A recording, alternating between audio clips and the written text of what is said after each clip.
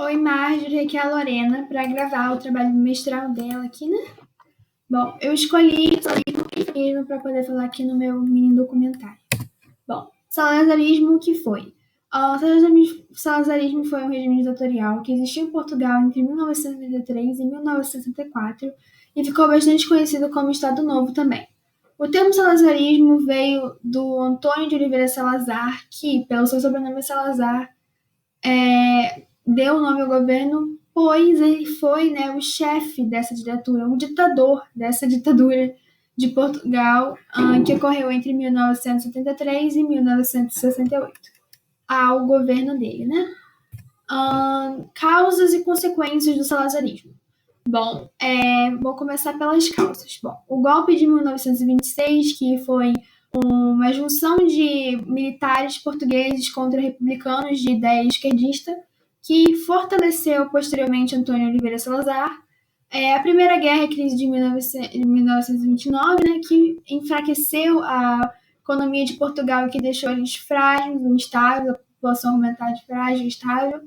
Antônio de Oliveira Salazar, que começou a adquirir poder na política, né, que foi o líder dessa ditadura portuguesa, que começou com a adquirição com o cargo de ministro das Finanças e que evoluiu para chefe do Conselho, né, de Ministros, que logo após adquirir esse cargo faz a Constituição Portuguesa de 1933, que abertamente expressa suas ideias de extrema-direita, pelo Antônio de Oliveira Salazar, e mostra os seus planos, né, para a política portuguesa em geral. Bom, eles tinham também o apoio da Igreja Católica, que apoiava Salazar, por motivos que a extrema-direita garantia à Igreja Católica o poder de deter, né, a educação das pessoas e o comportamento daquela sociedade, bom, portuguesa. Então, também, como consequências agora dessa ditadura, teve o campo de concentração do Tarrafal, Cabo Verde, onde Antônio Salazar, o governante líder dessa ditadura de Portugal, que começou oficialmente, assim, com a Constituição Portuguesa de 1933, mandava, né, as pessoas inimigos, opositores ao campo de concentração do Tarrafal no Cabo Verde. E a repressão salazarista, que a gente vai ver aqui nas características. Bom, as características. Teve o corporatismo, né, que é bem comum, né, para o pessoal da extrema-direita, que é enfraquecer os sindicatos dos trabalhadores e controlar a mediadoria das relações entre patrões e empregados. A perseguição também dos partidos opositores e de pessoas de opinião opositora, de Antônio Salazar, e também não podia existir outro partido não ser o dele, que era o governo, né, da União Nacional, o Partido da União Nacional. A concentração de poder nas mãos de Antônio Salazar, de um único só governante. A censura em veículos de comunicação para apenas propagar o que eles queriam que o povo ouvisse. E o anticomunismo também, né, que eles eram totalmente contra.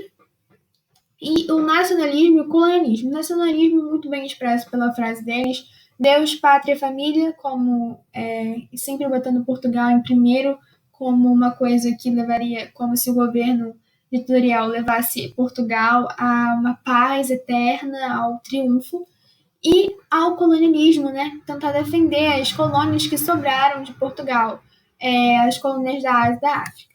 Bom, o término começou exatamente por uma das características, que foi pelas guerras para impedir, né, a independência das colônias. Assim como o Brasil foi uma colônia de Portugal e conseguiu independência, as colônias da África e da Ásia não conseguiram, a maioria não conseguiram independência de Portugal.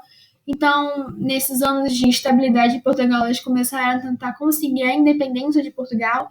E aí, Portugal não queria deixar ser independente, começou a travar guerras, dando início à instabilidade por decadência econômica em Portugal, no começo de 1960.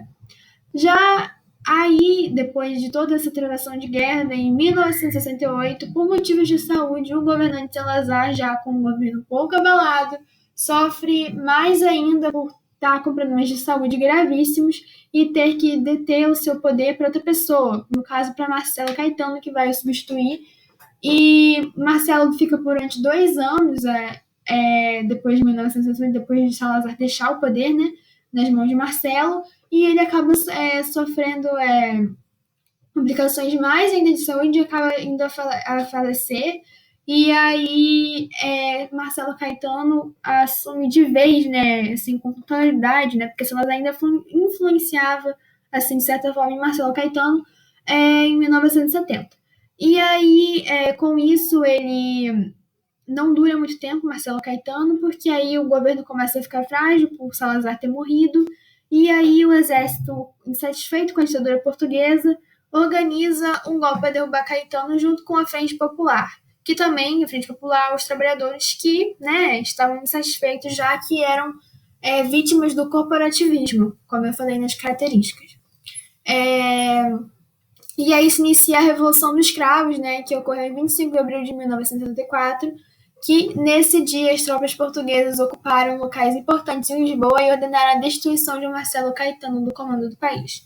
Funcionou, Marcelo Caetano deixou e assim acaba a ditadura em Portugal e começa um caminho para a democratização. Bom, aqui está o movimento da Revolução dos Cravos, que começou com uma moça, né, tem esse nome porque uma moça distribuía cravos e as pessoas começaram a botar na ponta das armas, para indicar paz e que a democratização teria melhoras.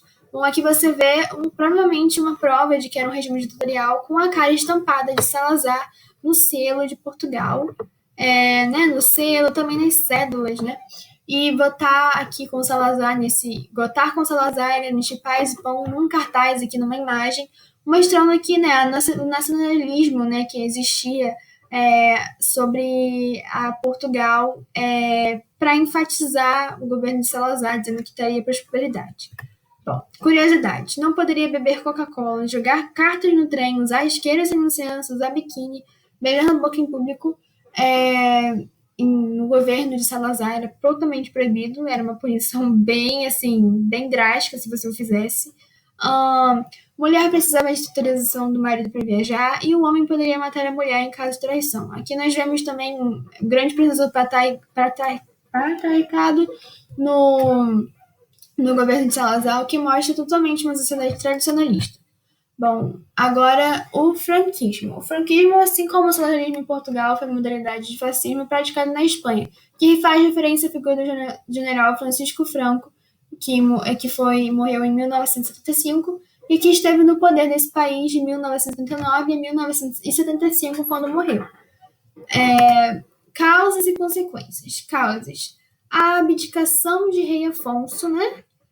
Que era o rei da época da Espanha, abdicou, aí já deixou um espaço e vácuo para um governo provisório e briga entre partidos que queriam assumir o poder, agora, né, com uma constituição própria. Bom, entre dois partidos que mais se descartou foi o Parlamento Progressista, o pessoal da extrema esquerda e o pessoal da extrema direita de orientação fascista, que é o povo do general Franco Francisco e o povo também do José Antônio Primo de Rivera. Bom, o José Antônio Primo de Rivera, como eu acabei de falar, que também era da extrema-direita de orientação fascista, cria a Falange Espanhola, um tipo de conselho, um tipo de ligação, né, um grupo que representa o pessoal da extrema-direita de orientação fascista para atacar o pessoal do Parlamento Progressista, o pessoal esquerdista. Então, esse pessoal da Falange Espanhola acaba tendo apoio de quem? Dos conservadores da sociedade, pessoas tradicionalistas, pessoal aí do regime agrário, e apoio de, claro, Portugal, Itália, Alemanha em poder militar, porque Portugal, Itália e Alemanha eram de extrema-direita, eram pessoas que, assim, quanto mais pessoas, mais países que também continham líderes de mesmo pensamento, mais poderosos eles mesmos iam ficar. Então, eles ajudavam a Falange Espanhola, o pessoal da extrema-direita. E também isso resulta, né, o grande apoio desses países, principalmente da Alemanha, causa a grande, né, guerra civil, né, na própria Espanha. Bom, entre quem? Republicanos, e Brigada Internacional, no caso a Frente Popular, contra a Falange Espanhola, que é o pessoal da extrema-direita. Tudo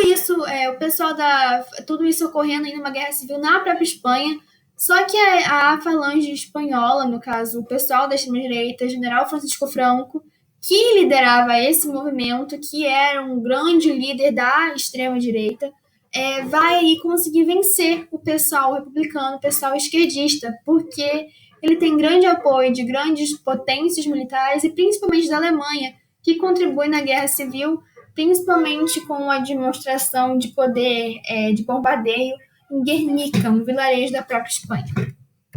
Bom, como eu falei, as características principais é a própria guerra civil, que ocorreu em 1971, que deu fim, né, à guerra de vitória da extrema-direita, no caso aqui, né, mostrou que a extrema-direita venceu e que ia manter ali o eixo de acordo com a ideologia da extrema-direita, não com a extrema-esquerda.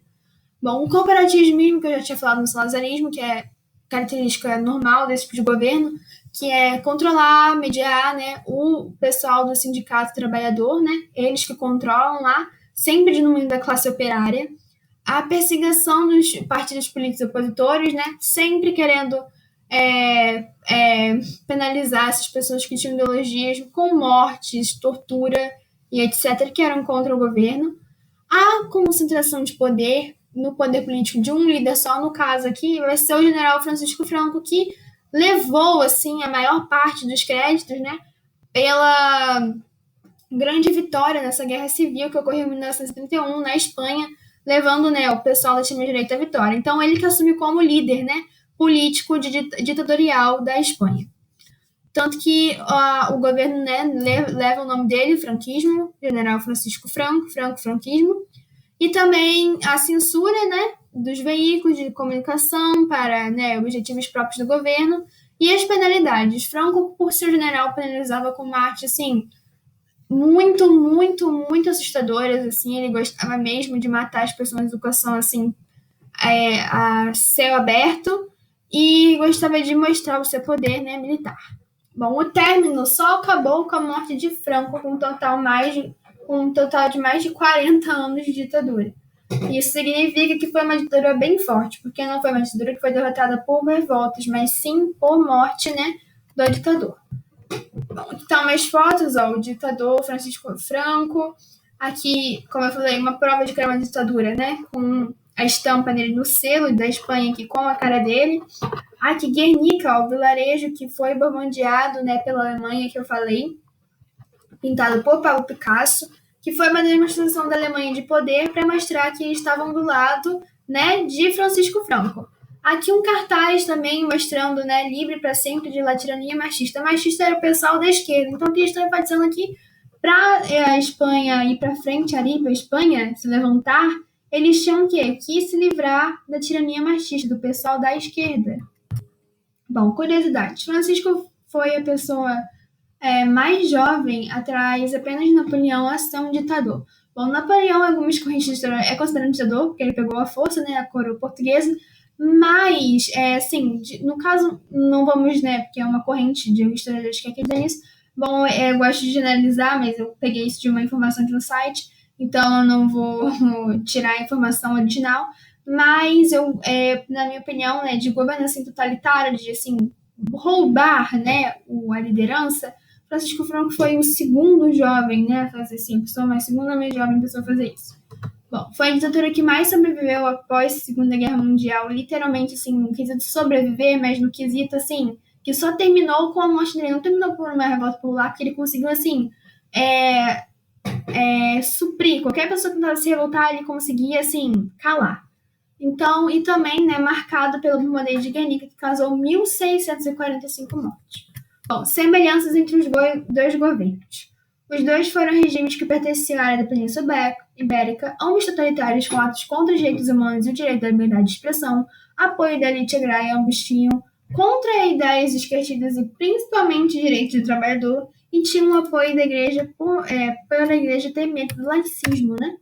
O apoio militar e regime espanhol, do regime espanhol era superior ao de Portugal. Essa é uma das diferenças. E os términos são por causas diferentes, também é outra diferença. Porque, assim, como eu falei, o apoio militar do regime espanhol era bem maior do que o de Portugal. Logo, Portugal foi sabotada, né, o regime ditatorial por militares. Isso mostra que o regime de Portugal era bem mais fraco militarmente do que o franquismo, né, o governo ditatorial espanhol. Então, aqui a diferença entre os dois, assim, maior que eu achei foi essa. Bom, esse é o fim da minha apresentação. Espero que tenha ficado boa e muito